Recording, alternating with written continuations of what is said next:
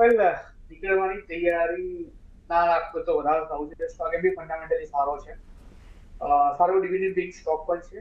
નો doubt crude ઓઇલથી direct impacted stock છે, but હા, જો આવનારા દિવસની વાત કરું તો પોસિબિલિટી છે 410 સુધીના લેવલ આપણને આ સ્ટોકમાં આવતા જોવા મળી શકે છે.